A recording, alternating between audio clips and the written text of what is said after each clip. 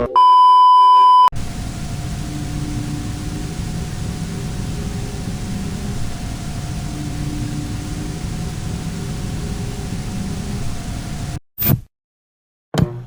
I was a kid, my mom kept a heavy leather photo album on the coffee table. Thick black pages, plastic sleeves, Polaroids tucked between brittle corners. I used to flip through it when she was cooking or when I was supposed to be doing homework. Back then, I thought of it as proof that our family was normal. Birthdays, Christmas mornings, summer trips to the lake, mundane and ordinary, but comforting. I didn't notice him at first. Why would I? When you're 7 years old, you don't scan every photo like a detective. You look for your face, your siblings, the dog. But years later, when I was visiting home after college, I picked the book up again. Nostalgia, I guess, that's when I saw him. He's in every photo. Not in a way that jumps out immediately. Sometimes he's in the background, leaning against a tree. Other times he's at the edge of the frame, blurred by motion. Once, he's sitting 2 rows back at my 5th birthday party, in the McDonald's play seating area, staring directly into the camera. The strange thing is, I didn't know him. My parents didn't know him. Nobody in the family knew him. I asked my mom, laughing at first, flipping the album around to show her, "Who's this guy? He's everywhere. Look, he's behind Aunt Claire in the Christmas photo. Then again at the lake. And here, at the carnival." She took the book from me. Her fingers froze on the page. "That's just some stranger," she said finally, snapping the cover shut. "You know how people wander into pictures. He's probably just out of coincidence." But her tone wasn't casual. She put the album back on the shelf and didn't let me look at it again that night. I couldn't stop thinking about it, though. I lay in my childhood bedroom, staring at the ceiling, trying to reconstruct the photos in my head. He wasn't family. He wasn't a friend. He didn't even seem to age. His hair was always the same length, the same style. His clothes never really changed. The more I thought about it, the more I realized he wasn't just in the background. He was looking. Always at the camera. Always at us. And now I can't shake the thought, if he's in every picture, then he was there. At every moment. Every holiday, every trip, every birthday. Standing close enough to be caught on film, which means he was always near us, watching. The next morning, I brought it up again. Over coffee, I said, "Mom, seriously, who was that guy in the photos? You knew everyone else at those parties. The neighbors, family, friends. Why didn't anyone ever mention him?" She didn't look at me. She stirred her cup with this slow, deliberate rhythm, like she was buying herself time. Finally, she said, "You're overthinking it. It's just someone passing through. People photobomb all the time." But her voice cracked when she said photobomb. I knew better than to push. My mom has that way of shutting a conversation down, pressing her lips together so tight you can hear the finality in it. Still, when she left for work, I went back to the bookshelf and pulled out the album. I sat cross-legged on the floor, turning pages carefully, like the paper might disintegrate in my hands. There he was, always there, Christmas '94, behind the tree, only half his face visible in the branches. Family reunion '97, across the picnic field, sitting alone on a bench. My high school graduation, dead center in the bleachers. Eyes locked on the camera. It wasn't just that he was in the photos. It was that he didn't change. The same dark jacket. The same haircut. The same posture, straight-backed, hands clasped loosely in front. My uncle had gone from full head of hair to bald. My cousins had grown taller, acne giving way to clearer skin. Even the damn dog had aged, but not him. I tried to be logical. Maybe it was some old family friend, someone I just didn't remember. Maybe Mom was embarrassed, or there had been a falling out. That would explain the secrecy, the tone in her voice, but it didn't explain the lack of aging. I decided to test it. I pulled one of the Polaroids from its sleeve. My 7th birthday. I took a magnifying glass from the drawer and studied the man in the background. The resolution was grainy, colors faded, but his expression was clear. Neutral.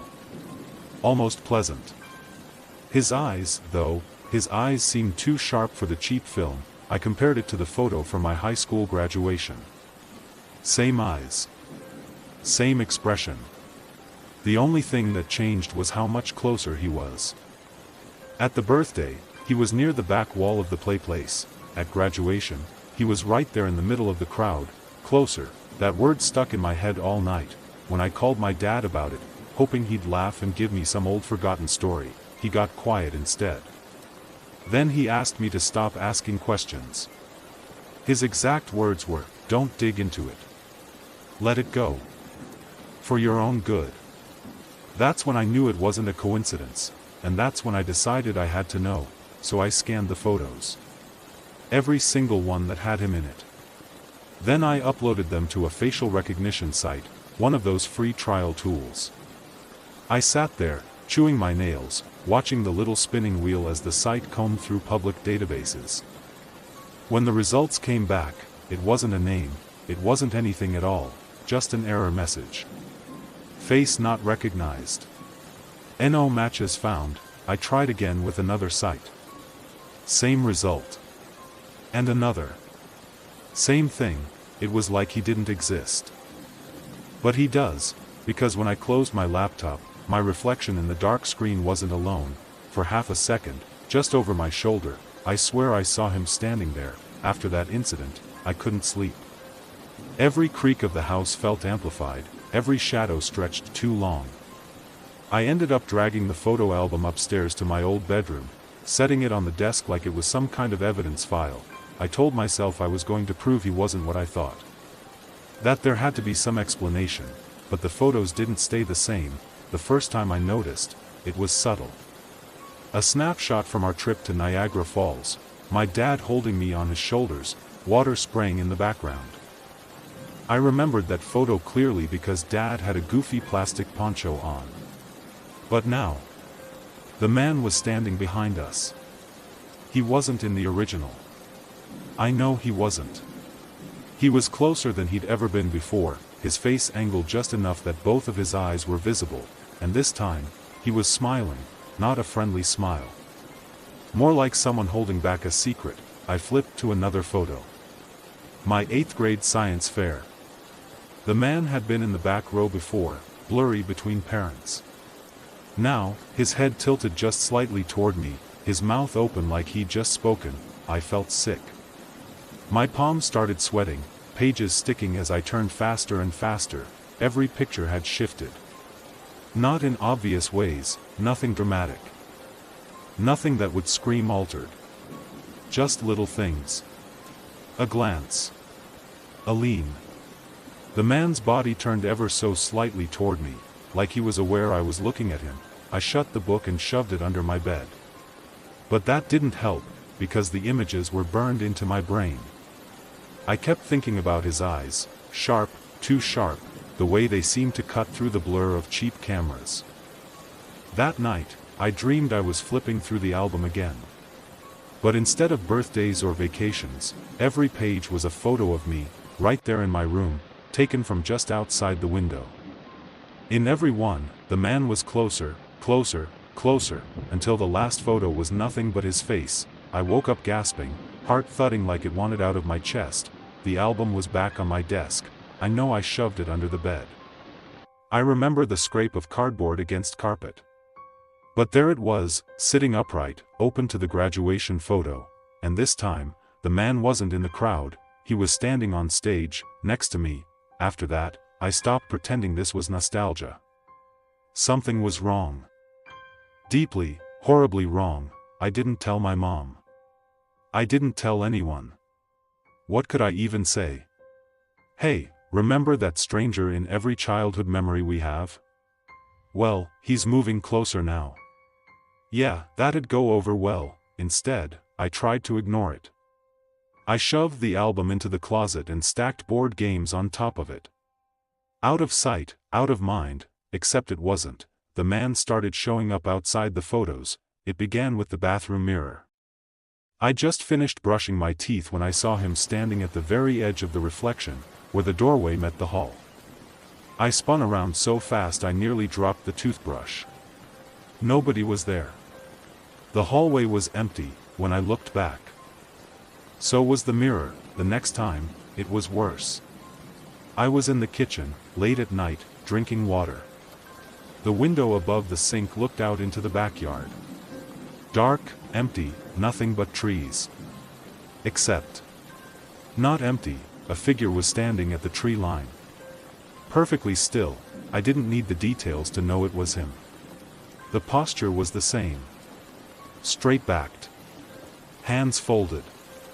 Waiting, I backed away, heart hammering, telling myself it was just a trick of the dark, some shadow.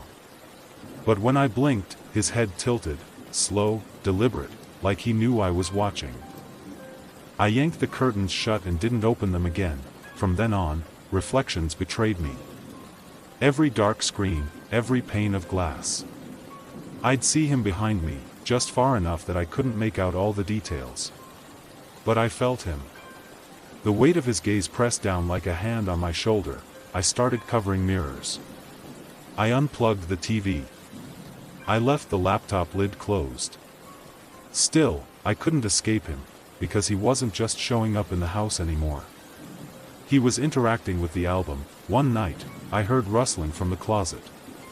Soft, like pages turning. I froze in bed, every muscle locking. The sound went on for a minute, then stopped. When I finally forced myself to look, the closet door was cracked open. The board games I'd stacked on top of the album were scattered across the floor, and the album itself was lying open, pages fluttering as if from a breeze. I crept closer, every instinct screaming to stop, and I saw what page it had landed on. Not a childhood memory. Not a holiday, it was a photo I'd never seen before, me. Sitting in my bed. Now, and in the bottom corner of the frame, half in shadow, the man was standing inside my room. I couldn't take it anymore. The album, the photos changing, the man pressing into my house, none of it made sense. There had to be an explanation. Some missing piece, so I confronted my mom. She was in the living room, folding laundry, when I dropped the album on the coffee table. The thud made her flinch. She looked at it like I just set down a dead animal. "Tell me who he is," I demanded. My voice shook, but I didn't care. "The man. He's in every picture. And don't tell me it's coincidence, because he's in ones that didn't even exist before." Her hands tightened on a towel until her knuckles went white. She didn't answer. "Mom," I pressed. "Please. Just tell me the truth." Finally, she set the towel down and sank onto the couch. For the first time in my life, she looked old. Tired. Like she'd been holding something in for decades and it had finally rotted her from the inside. "I hoped you wouldn't notice," she whispered. "We all hoped." My skin went cold. "We?" She nodded slowly. "Your grandmother, your uncle, your father, and me. We never talk about him. That's the rule. You don't say his name, you don't point him out, you don't acknowledge him. Because if you do, he notices you back." Her eyes glistened. She looked at me the way someone looks at a terminal patient. "Grief already there, why is he in our pictures?" I asked. Mom shook her head.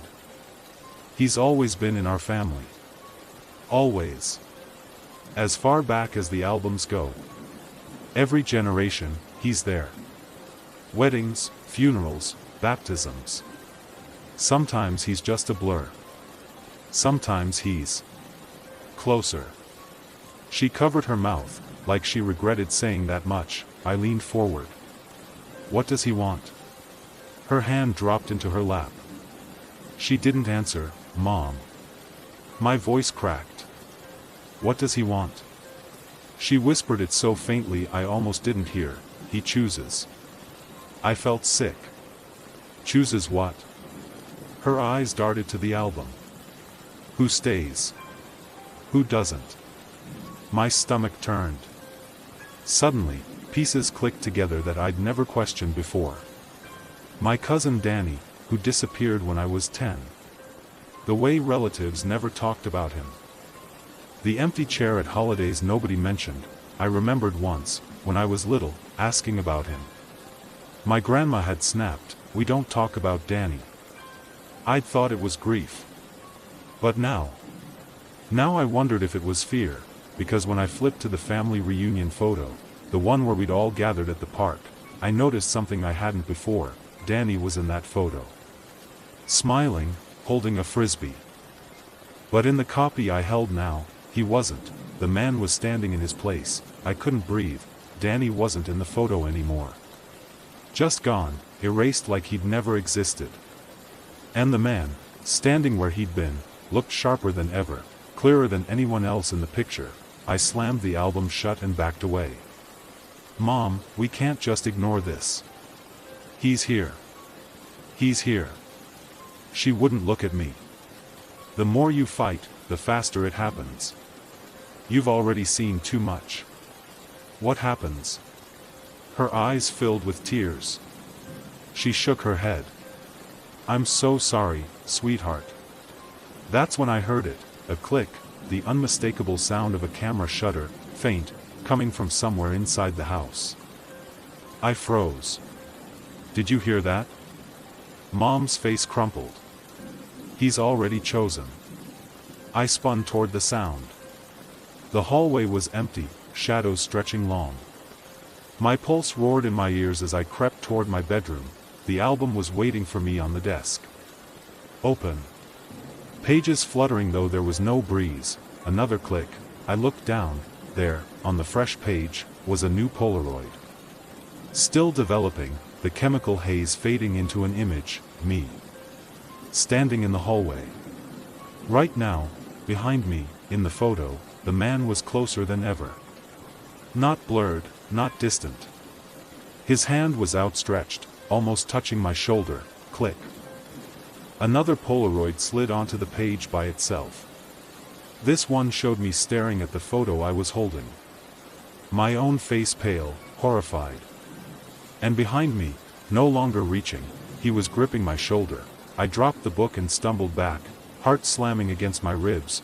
The lights flickered, and then the mirror across the room began to ripple, not like glass breaking, like water. Like something was pressing through. A hand emerged first. Pale. Thin. Fingers too long. They pressed against the glass, then curled around the frame. I couldn't move. My legs locked as his face pushed forward, stretching the surface until it tore open with a sound like wet fabric ripping. He stepped through. He was exactly as he appeared in every photo, dark jacket, neat hair, expression calm. Only now he was inches away. Why? I choked out. My voice sounded tiny, useless. He tilted his head, studying me with those sharp, unblinking eyes. And then, slowly, deliberately, he raised the old camera hanging from his neck. Click. The flash blinded me. For a second, I saw nothing. Just white. When my vision cleared, I wasn't in my room anymore. I was in the photo album. I could see my mom, standing over the book, crying. I could see my own face, frozen mid-screen, trapped behind the glossy surface, and behind me, already stepping into the frame, was the man, closer, always getting closer.